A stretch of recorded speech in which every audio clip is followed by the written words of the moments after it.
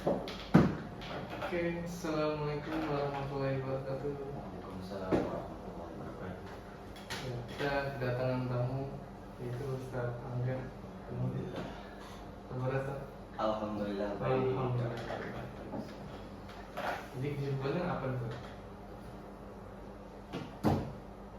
Apa tuh? Kesibukannya apa tuh? Ustaz? Kesibukan? Ya, kesibukan alhamdulillah sekarang sih di masjid begini aja sih. Waktu sholat kita berjamaah. Terus ya gak jauh dari itulah. Sehari-hari begitu ngajar anak-anak tiap waktunya. Alhamdulillah begini. Alhamdulillah. Insya Alhamdulillah sehat. Oke, balik lagi di podcast kita. Hari ini kita punya topik nih yang pasti bikin banyak dari kalian angkat alis. Nah, terutama yang sudah sering tanya kapan nikah gitu ya. Sama Banyak kan keluarga, sekarang gitu ya. saudara, kapan nikah udah telah. Topik kita kali ini adalah pranikah dalam Islam. Nah, biar ngobrol makin mantap, di sini sudah hadir narasumber kita Ustadz Angga. Baik, langsung saja. Banyak orang yang kalau dengar kata nikah nih, kepikirannya pesta, dekorasi cantik, Iya. wah, foto prewed di mana gitu kan.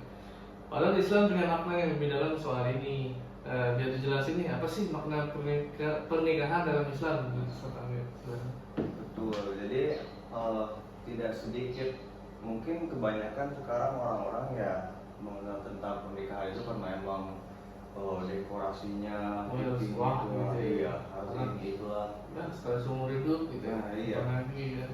Padahal dalam Islam pernikahan itu adalah ibadah, jadi ikatan suci yang bukan hanya menyatukan dua orang saja, tapi juga menjadi jalan untuk mendekatkan diri kita kepada Allah Subhanahu wa Ta'ala bersama pasangan kita. Tujuan sama supaya pasangan bisa saling mendekatkan diri kepada Allah Subhanahu wa Ta'ala. Jadi pernikahan bukan cuma soal cinta awal juga, itu dari awal, bukan tenda itu juga, tapi perjalanan panjang menuju ridho Allah Subhanahu wa Ta'ala. Itu makna dari pernikahan. Berarti benar-benar bukan sekadar akad terus kelar. Iya. Investasi akhirnya juga keren banget ya. Tapi maknanya panjang juga ya. Intinya ya begitu, kita sama-sama menuju keridhaan Allah Subhanahu wa Ta'ala yang terbentuklah dalam pernikahan itu bersama pasangan kita. Jadi begitu. Nah, kalau begitu persiapan sebelum nikah pasti penting banget nih. Nah, apa saja sih yang harus disiapkan menurut Islam? Nah, menurut Islam ada beberapa poin yang harus dipersiapkan untuk pranikah. Yang pertama, kesiapan mental. Paling utama Dulu ya. Nomor satu itu mental. Harus siap menghadapi karakter pasangan karena itu mental. Soalnya ya pasti ada perbedaan antara karakter kita sama cewek itu. Nah, kita harus bisa menyeimbangi gitu. Kalaupun misalkan kita jauh beda dari karakter kita, nah itu intinya sih dari mental kita itu, persiapan mental itu kita harus bisa mengimbangi karakter pasangan kita yang pasti beda dengan kita. Yang kedua, yang kesiapan spiritual. Spiritual berarti kita beribadah. Nah, beribadah, jadi supaya niatnya lurus aja gitu. Niat tulus karena Allah Subhanahu wa Ta'ala. Ibadah gitu. Ibadah ini. Iya. Yang ketiga, Nah, terus tentunya uang. Nah, itu yang paling utama, finansial. Kalau nggak ada uang juga susah juga kita iya. mau minjem ya. Jangan sampai Rata-rata sekarang siap bila finansial juga. tapi utang-utang gitu ya. Itu Iya. juga ya. Tapi bukan yang mesti harus kaya raya juga sih. Yang Ya penting kalau kita nunggu makan ya nggak nikah juga. iya. Jangan juga gitu. Ya semampu kita kalau misalkan kita udah yakin, Bismillah gitu. Insya Allah. Kan niat Ya, baik pasti bakal kalau kata kan hasil. kalau kita nikah itu tambah lagi dua pintu rezeki kan. Nah itu Satu ya dua. Insya Allah kalau udah nikah pasti berbagai pintu rezeki itu bakal datang. Bukan tidak ada, Betul. pasti bakal datang. Pasti. Iya. Dijamin. Iya. Oke. Nah ini soal keluarga karena penting nih.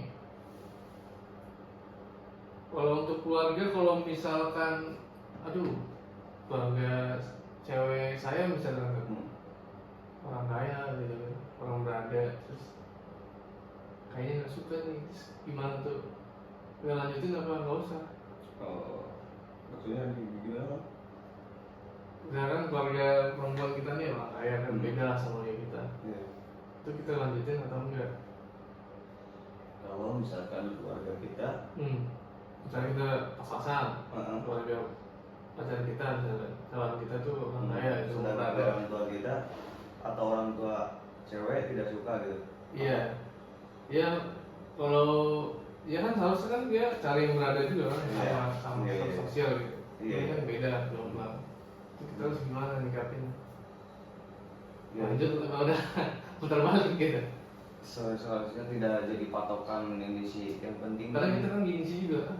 nah itu biasanya orang-orang kayak begitu. Padahal dari nikah ya justru dalam adanya pernikahan itu yang tadinya apa namanya kita orang yang biasa saja gitu karena yakinnya dengan sama-sama saling cinta terus yang tadi dibilangin karena pintu-pintu rezeki itu bakal terbuka. Nah, itu salah satu bisa mengubah kita. Jadi jangan lihat faktor oh ini orang ini kurang ada nih sedangkan kita pengen orang ada. Itu sebenarnya salah sih, tidak ada dalam Tidak boleh. Iya, tidak boleh dalam hukum Islam itu tidak boleh. Iya.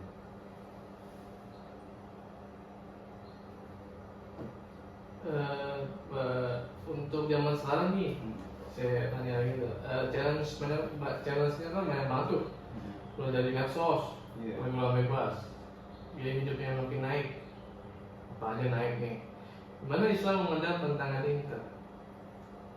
Ini tantangan memang semakin besar zaman sekarang. Karena itu edukasi pernikah menjadi semakin penting.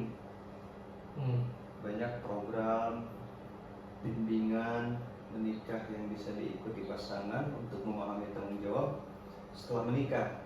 Jadi lebih baik belajar dulu daripada menyesal nanti. Gitu kan. Jadi lebih baik sebelum menikah tuh kita belajar dulu supaya tidak menyesal di kemudian nanti gitu. Karena pergaulan sekarang ya gitu Parah banget ya. parah takut juga gitu kan. Hamil duluan. Nah itu lebih bahaya juga kan. Itu. Jadi lebih baik kita lebih banyakin dulu belajar biar tidak menyesal di kemudian nanti. Insyaallah. Banyak banget nih insight yang kita dapat hari ini. Ya semoga teman-teman yang lagi mengenang masa depan bisa makin siap lahir batin. Pada Ustadz Angga terima kasih banyak sudah berbagi ilmu yang luar biasa bermanfaat. Ya mohon maaf juga ya saya cuma bisa-bisa. Iya, mohon maaf. Alhamdulillah. Kita sama-sama belajar. Sama-sama belajar. Kita sama-sama belum menikah juga. Iya.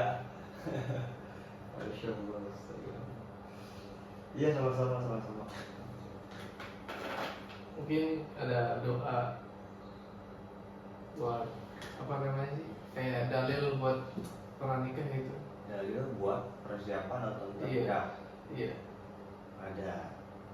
Jadi Dalam Al-Quran kan bisa ada tuh. ada Kita lupa. dalam Al-Quran ada di apa namanya? Ada di ayat di surat An-Nisa, ada juga di surat kalau tidak salah Al-Mu'min itu ayat 32. Wa ankihul ayama minkum was-solihina min ibadikum wa imaikum.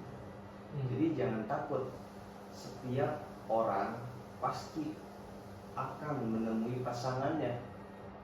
Jadi kita tinggal menunggu gimana Allah kasihnya aja gitu. Pasti soalnya ada perlawanan, siang ada malam kan. Laki-laki ada perempuan juga. Nah, ada pasangannya. Begitupun jodoh kita pasti tidak mungkin pasti bakal dipertemukan dengan jodohnya itu. Meskipun kita tidak kenal dekat gitu istilahnya. Tidak kenal dekat, tetapi ya kalau misalkan kita tetap berjodoh, ya kita bakal dipertemukan sama Allah Subhanahu wa taala gitu. Jalannya ada aja buat dipertemukan, itu pasti ada. Kalau misalnya udah jodoh, ya yakin bakal, mau kita nggak mau juga, kalau udah jodoh ya harus siap gitu. Kayak pacaran lama, ujung-ujungnya putus. Ya kan bukan jodoh gitu ya. Bukan jodoh. Pacaran tahun-tahun. Yang ketemu sebentar langsung nikah. Tapi ada juga itu kan, iya. kalau misalkan dia udah lama jomblo sampai meninggal tuh gimana? Dia ketemu jodoh. Nah, itu ada cerita Apa jodohnya di akhirat? Iya, ada sedikit sejarah itu. Katanya kalau misalkan memang orang itu tidak mempunyai pasangan di dunia, tetapi orang itu tuh sering beribadah, pokoknya mendekatkan diri kepada Allah, lebih banyaknya mendekatkan diri kepada Allah, itu udah disiapin di surga tuh, udah disiapin salah satu bidadari untuk menjadi pendamping beliau. Jadi dia tetapi keseharian dia, ada satu cerita keseharian dia itu mendekatkan diri kepada Allah gitu, supaya itu kan. Nah itu udah dipersiapkan bidadari di surganya Allah di akhirat nanti itu. Adapun kalau misalkan semacam orang-orang kayak gitu, ya insya Allah yakin juga kalau misalkan kita kesehariannya baik, insya Allah di akhirat juga bakal punya pendamping baik. Ada udah persiapkan. Pokoknya setiap manusia itu pasti mempunyai pasangan, entah itu di dunia ataupun di akhirat gitu. Pasti bakal mempunyai pasangan Seperti itu. Ya. Ini banyak insight. Terima kasih sudah mendengarkan podcast kali ini. Jangan lupa share ke teman-teman kalian. Mulai ditagih ke sama keluarga ini. Sampai jumpa di episode berikutnya. Assalamualaikum warahmatullahi wabarakatuh.